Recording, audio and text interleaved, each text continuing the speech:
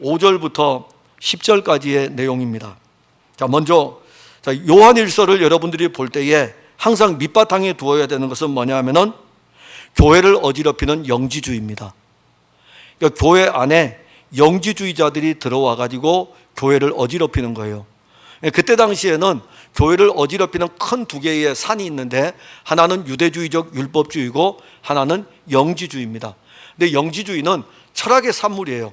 근데 이 철학의 산물이 교회 안에 들어오면서 교회에서 증거되어지는 복음이신 그리스도를 변질시키는 일들이 일어나게 됩니다. 그래서 어떤 일들이라면 영지주의로 나타나는 것이 바로 가연설이에요. 가연설은 뭐냐면은 예수님이 부활하신 것이 영으로 부활했다는 것입니다. 그러나 예수님의 부활은 영으로 부활하는 것이 아니라 예수님은 그 육체가 무덤에 장사 지낸 바 되었고 그 육체가 바로 부활한 거예요. 그래서 뼈도 있고 살도 있고. 그러니 예수님이 부활 당시에 요한이 복음서를 기록할 때에 그런 일들이 일어났고, 그리고 또 한 10여 년이 지나고 나면은 교회 공동체 안에서 복음서가 요한복음이 쓰여지고 나서 요한일서가 10년 뒤에 쓰여집니다. 그러니까 복음서를 통해 가지고 예수님 부활에 대해서 예수님 부활은 뼈와 살이 있는 육신도 부활했다는 것을 증거했는데 여전히 교회는 가연설로 인해 가지고 영지주의의 영향으로 인해 가지고 교회가 어지러워요. 그러니 10년쯤 지나고 나서 요한은 복음서를 쓰고 나서 10년쯤 지나고 나서 다시 교회들에게 편지를 씁니다. 그게 바로 요한일서인 것입니다. 요한일서를 쓰면서 요한일서의 1장에서 아주 중요하게 여기는 것은 예수에 대한 것입니다. 이 예수가 누구냐 이겁니다. 이 예수가 누구냐 하면은 요한은 요한일서에서 이 예수가 영원한 생명이다 이렇게 말씀하는 거예요. 왜 영원한 생명이라고 말씀할까요? 영원한 생명은 눈에 보이는 것이 아니거든요. 눈에 보이는 것이 아니고 예수는요 눈에 보이는 것입니다. 즉 눈에 보이는 하나님의 아들이 육신을 입고 오셨는데 이 육신을 입고 온 하나님의 아들 예수가 바로 영원한 생명이다. 영육간에 우리에게 온전한 복음을 지금 제시하고 있는 것입니다. 그러니까 여러분들이 받고 있는 이 복음은 예수 그리스도에 관한 것입니다. 그럼 이제 5절로 우리가 가게 되면 우리가 그에게서 듣고 너희에게 전하는 소식은 이것이니 곧 하나님은 빛이시라 그에게는 어두움이 조금도 없으시다는 것이라. 자, 사도 요한은 예수 그리스도를 눈으로 보고 그리고 그로부터 직접 들었고 예수 그리스도를 손으로 직접 만진 사람입니다. 사도 요한이 예수 그리스도로부터 들었고 예수 그리스도로부터 듣고 예수를 만지고 그래서 예수 그리스도의 모든 것과 관계한 이 사도 요한이 그리스도인에게 전하는 것은 뭐냐면 하나님은 빛이시라. 그러니까 말씀을 그렇게 전개해 나갑니다. 하나님은 빛이시라. 왜 빛이라고 이야기할까요? 빛이 언급이 되면 어두움이 언급이 됩니다. 어두움이 언급이 되고 빛이 언급이 되면서 그 뒤에 보게 되면은 어두움과 연결돼서 죄가 나오게 되고 그 다음에 죄가 나오게 되면은 이 빛과 연결된 의가 나오게 되고 죄사함이 나오게 됩니다. 즉 다시 말하면 빛, 의, 죄사함, 어두움, 죄, 예수 부인 이것이 이렇게 연결돼서 쭉 그러게 되는데 사도 요한이 하나님의 속성 가운데서 하나님은 빛이시라라는 이 부분을 강력하게 증거하는 것은 영지주의자들이 삶을 살아갈 때에 육체에 관심이 없어요. 육체, 예수님 부활은 육체가 부활했는데 육체에 관심이 없어요. 그래서 영에 대한 것만 관심 있고 영과 육을 분리를 시켜버렸어요. 교회에서 이야기하는 성경에서 이야기하는 영과 육은 분리가 아니고 영과 육은 하나인 것입니다. 그래서 영의 사람이라 했을 때는 영과 육이 분리된 영의 사람을 이야기하는 것이 아니고 성경에서 가르치는 영의 사람이라는 의미는 영에 속한 사람이라는 의미는 이 하나님의 영이 우리 안에 오셔서 우리 안에서 우리의 삶을 이끌어가는 것을 영의 사람이라 그러는데 영지주의는 영과 육을 이야기하면서 영은 별도로 있는 것이고 육은 영과는 분리가 돼가지고 영은 선하기 때문에 육은 악한 것이고 그래서 이 육이 내 마음대로 살아도 된다는 것이 바로 영지주의의 사상인 거예요. 이게 교회 안에 들어온 것입니다. 그러면 이제 그리스도인들은 이 육체를 가지고 자기의 의지를 따라서, 자기의 결정을 따라서, 사실 영지주의에서 이야기하는 쾌락이라든가 방탕이라든가 이런 것들은 자기 의지예요. 자기 결정권을 가지고 자기대로 사는 거예요. 그러니까 쾌락에만 맞추다 보면은 한계를 갖게 됩니다.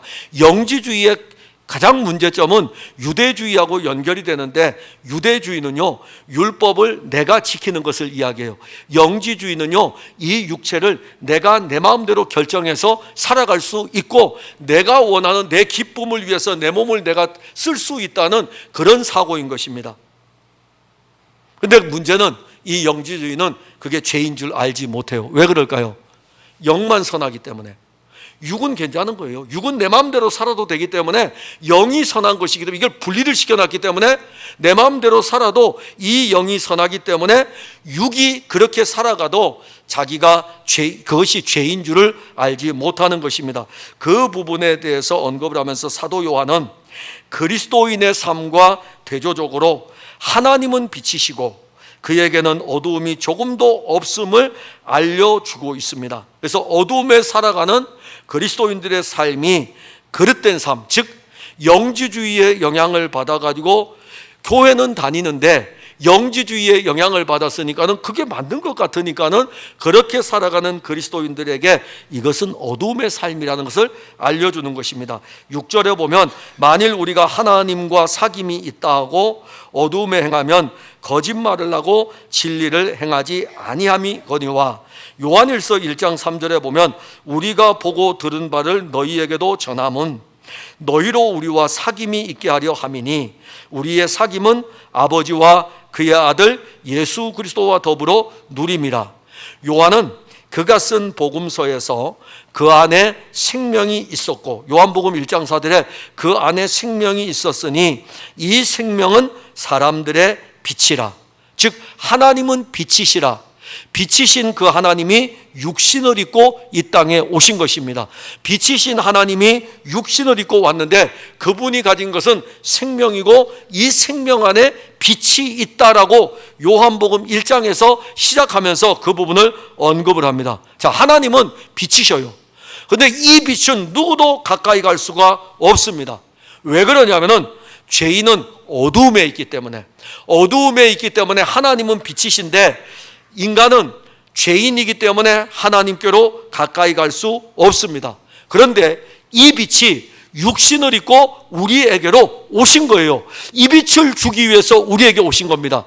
하나님은 빛이신데 어두움에 있는 죄인인 우리들은 하나님께로 갈 수 없고, 그래서 하나님이 우리에게 육신을 입고 오셔가지고 참 빛이신 그분을 우리에게 비추어 주신 것입니다. 이것을 우리가 알아야 돼요. 이것이 알아지게 되면은 신앙생활에 기쁨이 넘치게 되는 것입니다. 그걸 아는 게 지금 참 중요해요.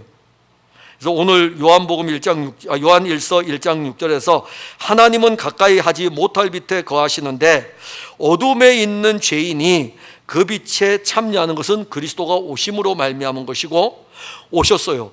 놀라운 은혜잖아요. 그럼 오셔서 끝났느냐? 그게 아니에요. 그 다음에 언급하는 것이 사귐이 있다는 것입니다.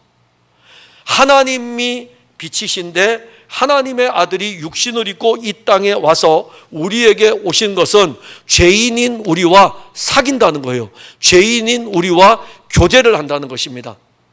이게 바로 신앙생활이에요. 신앙생활은 뭐냐 하면은 하나님의 아들이 육신을 입고 와서 참빛을 비추어 주셔서 죄인인 우리에게 생명의 빛이 비추어졌을 때 이 빛으로 말미암아 누구하고 사귀는 거냐면 예수님과 사귀는 거예요. 이게 바로 신앙생활인 것입니다.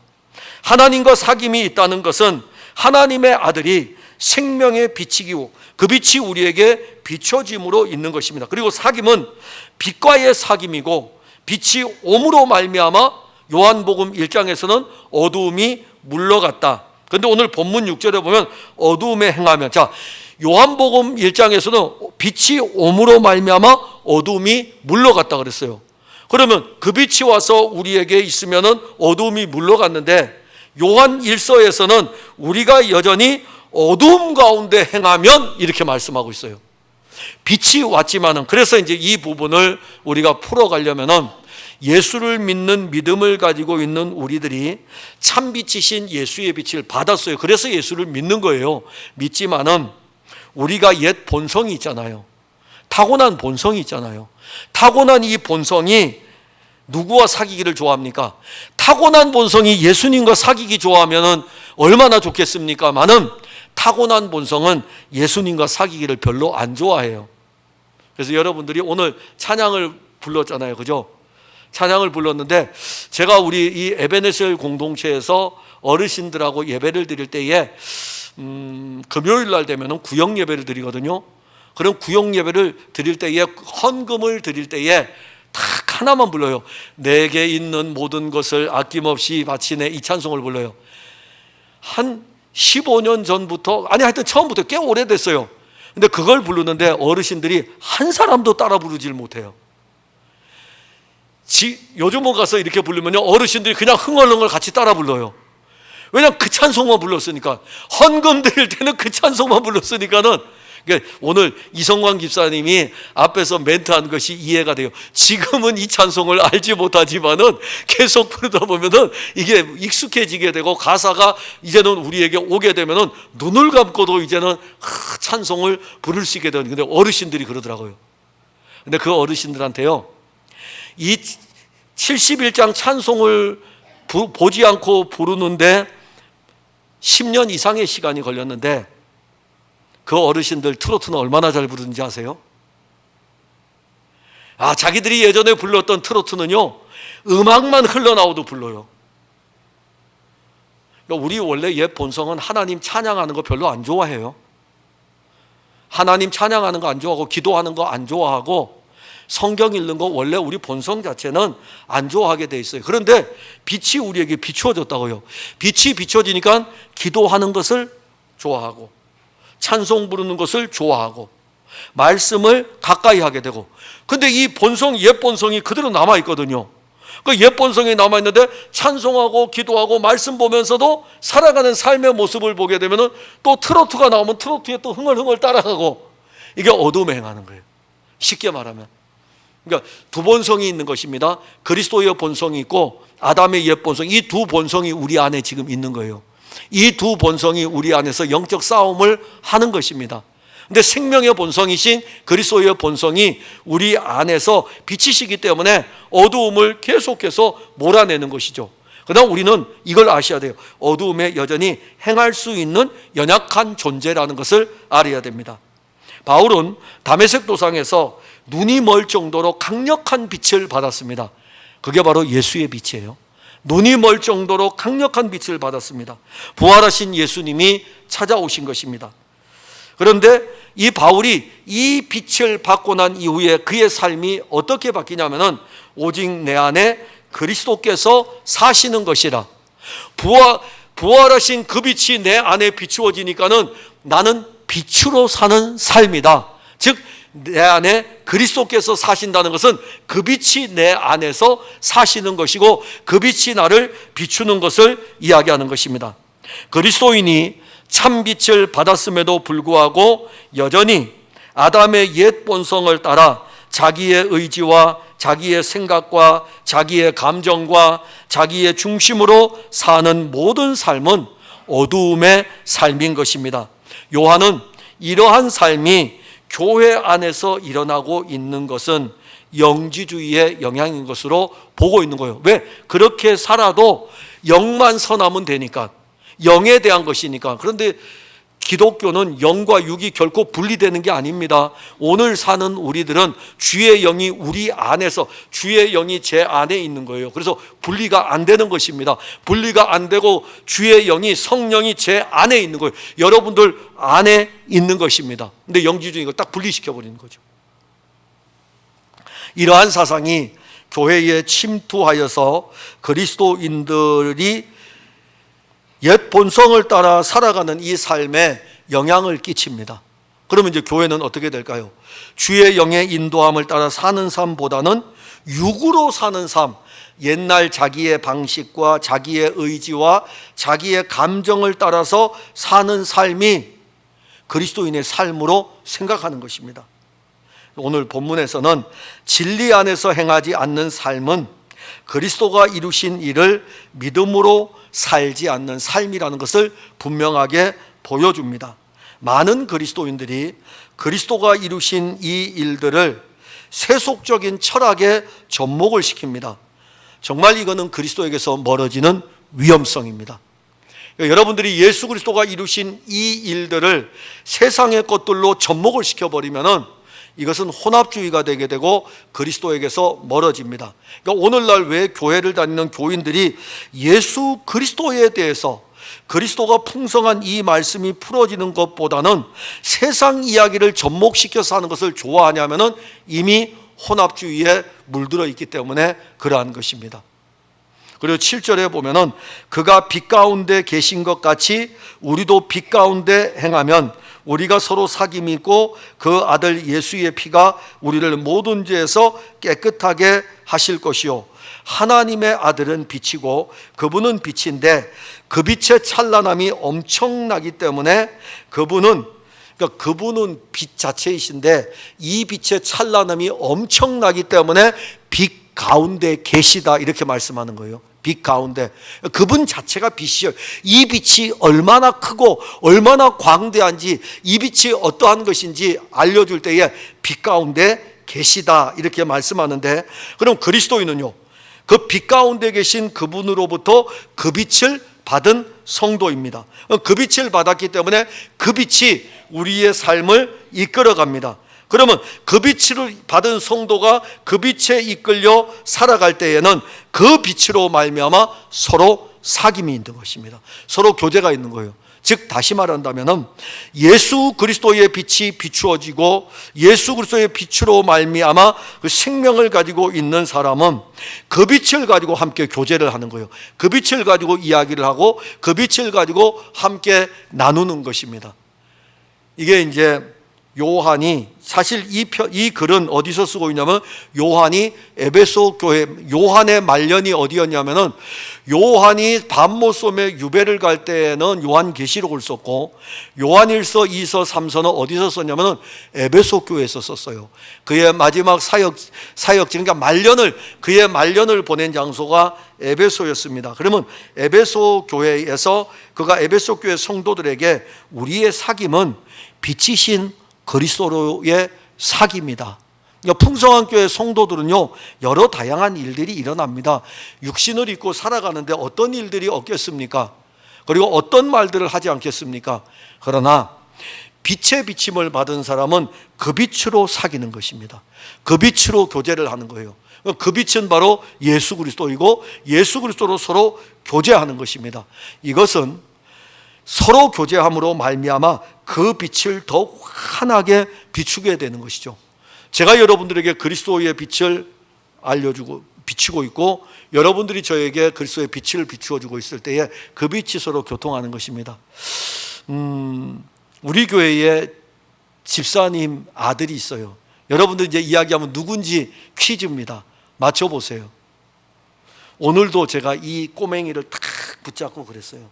그러니까 이 꼬맹이가 하는 말, 나요, 놓으세요. 이제 그러는 거야. 내가 누군지 말하면 놔줄게. 딱 그랬더니, 하나님이요.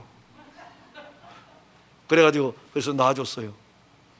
근데 이게 지난주에도 이 친구가 저보고 하나님이라 그랬거든요. 그래서 곰곰이 생각했어요. 하나님이라고? 그래서 오늘은 그 엄마 되는 집사님한테 제가 이야기했어요. 집에서 어떻게 가르쳤어? 하나님이래요. 저는 하나님이 아니에요. 그죠? 근데 고맙더라고요. 왜 고맙냐면은 그 꼬마에게 비춰질 때에 그렇게 비춰진다는 자체가, 아니, 여러분들이 저를 보았을 때에 저 김 목사는 성경을 통해서 예수님밖에 전하지 않아. 그러면 뭐 목회자로서 성공한 거 아니겠어요? 성공한 거죠.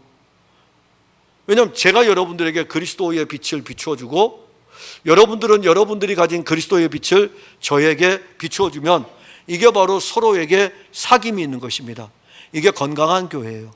건강한 교회는 그리스도로 화답하는 것입니다. 그리스도로 교통하는 것입니다. 그런데 우리의 연약이 때로는 어두움 가운데 있습니다. 오늘 본문 그거 이야기하는 거예요. 우리가 빛 가운데 행하면 서로 사귐이 있지만은 그 아들 예수의 피가 우리를 모든 죄에서 깨끗하게 하신다는 의미는 뭐냐 하면은 연약 가운데 우리가 있을 때에, 그때에 이 빛이 오면은 어두움은 물러가는데 어떻게 물러가냐면은 요한은 예수의 피를 언급하는 거예요. 그때 예수의 피를 언급을 하는 것입니다. 예수의 피가 우리를 죄에서 깨끗하게 하신다는 것은 빛이 비추어졌을 때에 예수의 피가 죄로 어두워진 우리를 깨끗하게 씻겨주게 되고, 그러면 예수의 피로 말미암아 깨끗함을 받은 우리들의 삶은 빛으로서의, 그리스도의 빛으로서의 살아간다는 것을 알려줍니다. 이것에 대해서 요한이 어디서 지금 말년을 보낸다고요? 에베소 교회에서 말년을 보낸다고 그랬어요. 그러면 에베소서를 보게 되면 에베소서 5장 8절에 너희가 전에는 어두움이더니 이제는 주 안에서 빛이라, 빛의 자녀들처럼 행하라라고 말씀하고 있습니다. 그런데 더 중요한 거는요, 8절입니다. 만일 우리가 죄가 없다고 말하면 스스로 속이고 또 진리가 우리 속에 있지 아니할 것이라. 자, 여기 이제 우리가 죄가 없다고 말하면 누구에게 편지 쓰죠? 이거는 불신자에게 쓰는 편지가 아닙니다. 그리스도인에게 쓰는 편지예요. 교회 다니는 사람에게 쓰는 편지입니다. 모든 인간은 죄인입니다. 당시의 교회 공동체 안에 흘러 들어온 이상한 부류는 자기들의 의로움으로 가득 찼어요. 그들의 의로움은 어떨까요? 예수의 피의 능력을 의지하지 않았고 예수의 피를 의지하지 않는 이들이 교회 안에 이제는 가득해졌어요. 그러니까 우리가 언제부턴지 예수의 피의 은혜를 잊어버리고서 오늘 찬송이, 오늘 우리 중창 팀들이 이끌었던 그 찬송이 예수의 피에 대한 것들을 계속 찬송을 했거든요. 또 찬송 부르면서 함께 나누었던 말씀도 예수의 피에 대한 것이었어요. 근데 언제부턴지 우리에게서 흘러가는 영적인 이상한 기류 가운데 하나가 예수의 피에 대한 그 능력, 예수의 피의 은혜가 우리에게서 서서히 사라져갔어요. 그러면서 무엇이 우리에게 쑥 일어나게 됩니까? 예수의 피의 공로가 약화가 되게 되면 우리가 자라나게 돼요. 우리가 자라나게 되고 우리가 드러나게 되는 것입니다. 그러면 오늘 요한 1서에서 언급하는 만일 우리가 죄가 없다고 말하면, 이 말씀은 어떤 의미냐면 역으로 이야기하면 당시의 교회 공동체 안에서 자기들의 의로움을 드러내면서 예수의 피의 능력을 의지하지 않는 일들이 일어나고 있었고, 그리고 예수의 피를 의지하지 않는 이들에게는 오늘 8절에 기록된 대로 진리가 우리 속에 있지 않다, 그리스도가 우리에게 있지 않다라고까지 이렇게 선언을 하고 있는 것입니다. 자기의 의로움에 빠진 사람은요, 예수의 피의 공로를 누리지를 못합니다. 자기의 연약을 아는 사람은 내게 예수의 피가 중요하다는 것을 알게 되고, 내가 죄인임을 아는 사람은 예수의 피의 공로를 바라볼 수밖에 없는데, 교회를 다니면서 어느 순간인가 예수의 피의 공로의 은혜는 어디로 갔는지 참 밑바닥에 가 있고, 교회 생활하면서 자기의 의로움만 드러내고 자기 자랑만 나타내니까는 스스로 그러는 거예요. 교회를 다니면서 나는 죄가 없어, 나는 죄가 없어. 그게 우리로 하여금 그리스도에게서 멀어지게 하는 것입니다. 예수의 피의 공로를 누리지 못하는 사람은 그 속에 그리스도가, 진리가 자리 잡지를 못하는 것이죠. 그러니까 오늘날도 제가 이 강단에서 복음이신 그리스도를 아무리 설교를 해도 자기 의로움에 빠져서 설교를 듣는 사람은 예수가, 진리가 그 안에 자리를 잡을 수가 없습니다. 여러분들이 여기서 말씀을 들을 수는 있어요. 말씀을 들을 수는 있지만 이 말씀이, 이 진리가 여러분들 안에 자리를 잡아야 돼요. 여러분들 안에. 그러나 자기 의로움에 있는 사람은 나는 신앙생활 잘하고 있는데 내가 부족한 것이 뭔데? 나는 아무 거리낌이 없는데? 나 같은 사람이 어디 있어? 그러면 예수님이 그 사람 안에 자리 잡을 자리가 없어요. 그래서 예수의 피의 공로가 우리에게 정말 요구되는 것입니다. 9절에 보면은 만일 우리가 우리 죄를 자백하면, 그죠? 자, 앞에 8절에 우리가 죄가 없다고 말하면 하고 9절에 우리가 우리 죄를 자백하면은 정반대입니다. 어떤 사람은 우리가 죄가 없다고 말하는 사람이 있는데 그 사람에게는 진리가 그 안에 있지 않은 것이고, 그런데 9절에 보면 만일 우리가 우리 죄를 자백한다면, 내가 죄인임을 고백하고 내가 여전히 죄 가운데 있다고 한다면은 9절에 그는 미쁘시고 의로우사 우리 죄를 사하시며 우리를 모든 불의에서 깨끗하게 하실 것이요. 즉 우리에게 지금 필요한 것은 뭐냐 하면은 죄인임을 고백하는 것입니다. 모두가, 요한도 그렇고요, 그리고 에베소 교회 성도들도 그렇고 흩어져 있는 모든 그리스도인들이 늘 고백해야 되는 말, 나는 죄인입니다. 우리가 죄인임을 고백할 때에는 누구를 의지합니까? 우리 죄를 깨끗하게 씻겨주는 예수의 피를 의지하게 되는 것이죠. 그리고 내 죄를 깨끗하게 사해 줄 수 있는 것은 예수의 피밖에 없다는 것을 알게 됩니다. 그러면 이 부분에 대해서 오늘 9절에서 미쁘시다 그랬어요. 한결같은 거예요. 즉 예수의 피의 공로는 한결같습니다. 어제도 예수의 피, 오늘도 예수의 피, 내일도 예수의 피, 주 예수의 나라에 이를 때까지 예수의 피의 공로는 한결같습니다. 문제는 이 예수의 피를 의지하지 않고 세속의 철학에 물들어 버린 우리의 영적인 상태입니다. 그러니까 우리가 너무 세상적이 돼 버렸어요. 너무 세상적이 돼서 예수를 그냥 갖다 붙이다 보다 보니까 우리의 신앙이 약화가 된 것입니다. 예수의 피가 우리의 죄를 사하고 우리를 불의에서 그의 의로 깨끗하게 하심을 믿는다면, 우리가 현재 어떤 위치에 있든지 어떤 상황에 처하든지 간에 우리는 그 자리에서 예수의 공로를 보게 되는 것입니다. 그리고 마지막으로 10절에 보면 만일 우리가 범죄하지 아니하였다 하면 하나님을 거짓말하는 이로 만드는 것이니 또한 그의 말씀이 우리 속에 있지 아니하니라. 8절과 10절이 유사하죠. 8절, 만일 우리가 죄가 없다고 말하면 스스로 속이고 또 진리가 우리 속에 있지 아니할 것이다. 10절에 만일 우리가 범죄하지 아니하였다 하면 하나님을 거짓말하는 이로 만드는 것이다. 만일 우리가 범죄하지 아니하였다면, 우리가, 하나님은 계속해서 네가 죄인이기 때문에 내가 내 아들을 보냈는데, 그리고 내 아들의 피로 내가 너를 구원하였는데, 너는 지금 내 아들을 보냈음에도 불구하고 내가 언제 범죄했느냐, 내가 언제 죄인이냐, 내가 이렇게 교회 생활 열심히 하고 있고 누구도 내가 교회 생활 하는데 누구도 나에게 방해하지 않고 그렇게 하고 있는데 내가 무슨 죄인입니까? 라고 했을 때에 너는 하나님을 거짓말하는 이로 만드는 것이다.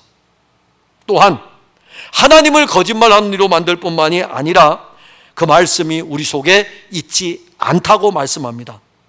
요한은 이 에베소 교회에서 말년을 보내는데, 이 에베소는 아데미 여신이 있는 곳입니다. 그 당시에 아주 유명한 여신상이 있는 곳이에요. 그래서 이 아데미 여신이 있는 도시였기 때문에 세속적인 영향이 굉장히 강했습니다. 그러니까 고린도는 항구 도시이기 때문에 돈이 많이 오갔어요.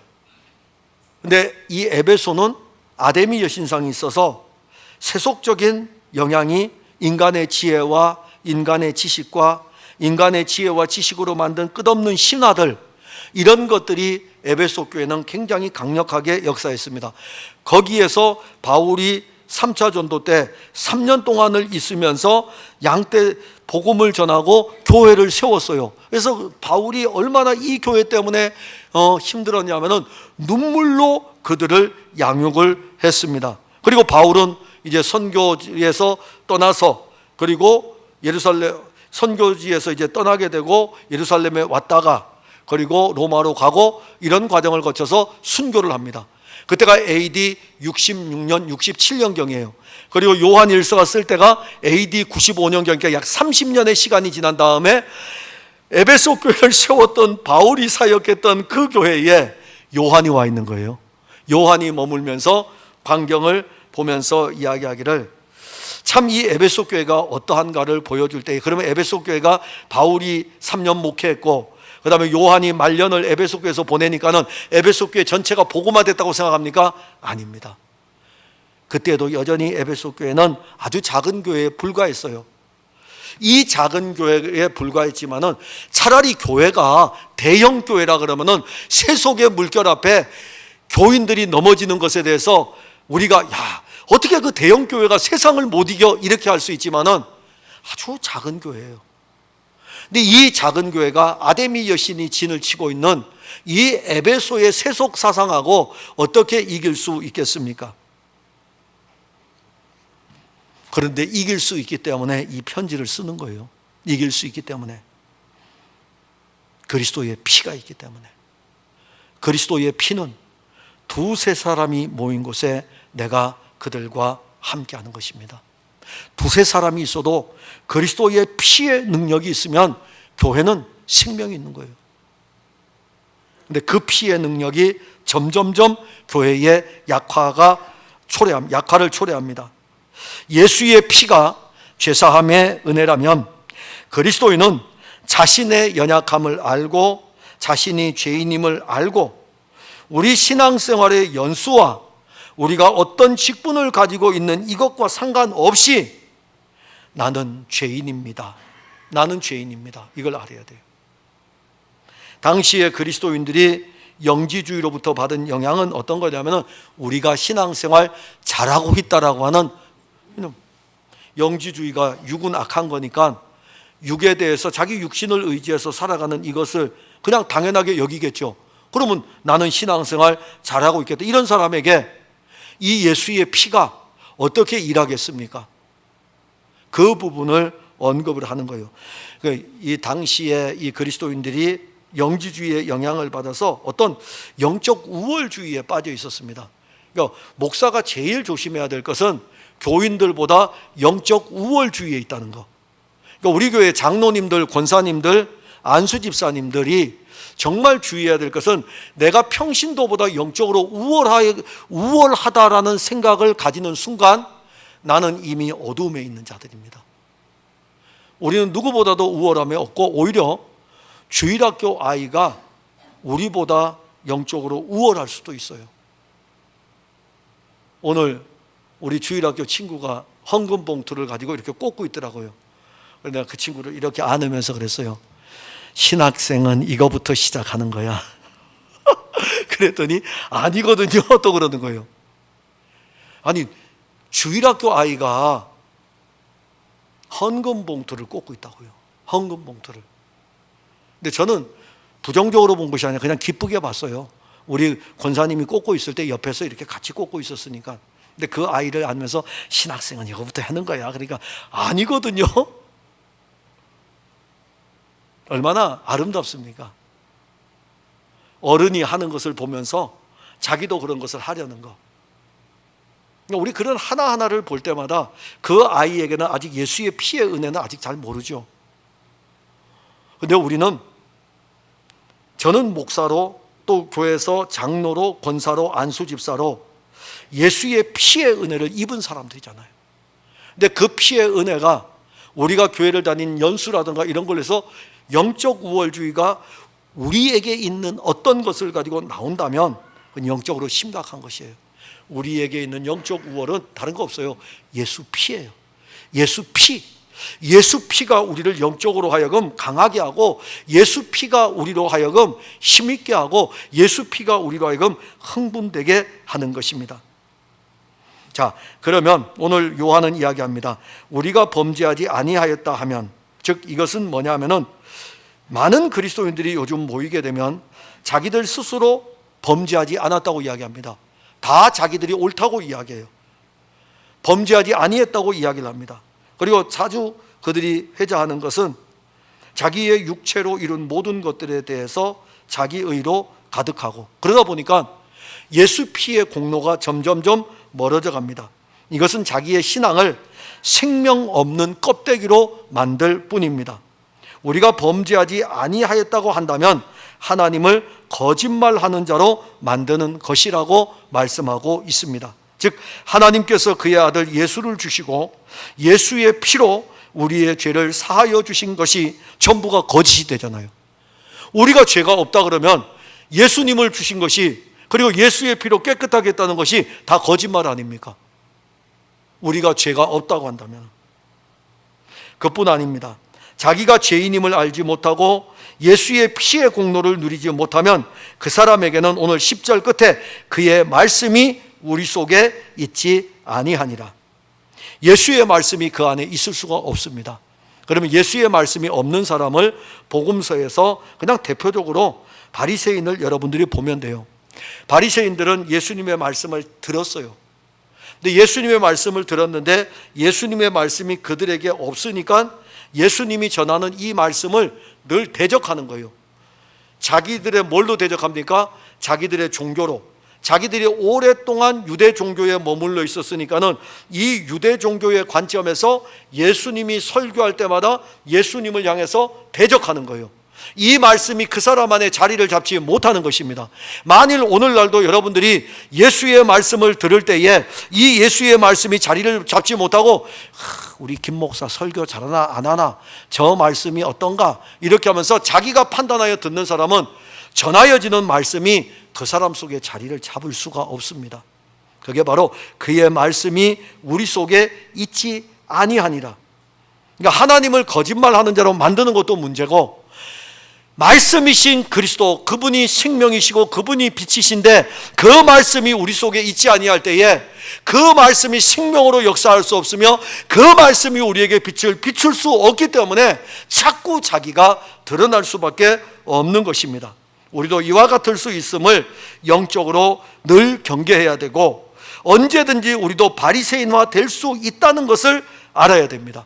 만일 우리가 우리의 영적 상태가 바리새인화 된다면은 그때부터 우리는 예수님의 피의 공로에서 멀어지게 되고, 멀어지면 멀어질수록 주님의 말씀은 우리에게 오지를 않습니다. 예수님이 우리 속에 있는 것, 진리의 말씀이 우리 속에 있는 것, 진리의 말씀이 우리 속에 있다면은 그 사람은 예수를 누리는 것입니다. 이것이 서로 교통이 될 때에는 건강한 교회인 것입니다. 사랑하는 성도 여러분, 오늘 우리는 요한 1서를 보았습니다. 지난주에 걸쳐가지고 생명의 말씀에 대해서, 이 생명의 말씀은 나타났고 이 나타난 이 생명의 말씀은 예수인데 이 예수는 영원한 생명이고 이 영원한 생명이신 예수의 피가 우리를 깨끗하게 해주었기 때문에 우리의 연약과 우리의 부족을 통해서 우리가 죄 없다고 하는 영적인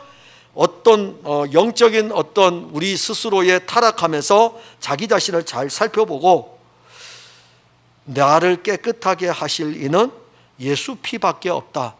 그게 늘 우리에게 공급이 돼야 돼요. 늘. 그러면 그 사람은 건강한 신앙인입니다. 기도하겠습니다. 하나님, 은혜를 감사합니다. 오늘 우리는 요한 1서를 또 1장에 대해서 나머지 부분을 살펴보았습니다. 예수 피의 공로에 대해서 영원한 생명을 언급했고, 이 영원한 생명인 예수, 이 예수의 피에 대해서 언급했고, 예수의 피가 참 빛이고 이 빛이 예수의 피가 옴으로 말미암아 죄는 우리에게서 사함을 얻게 되고, 빛이 옴으로 말미암아 어둠은 물러가고.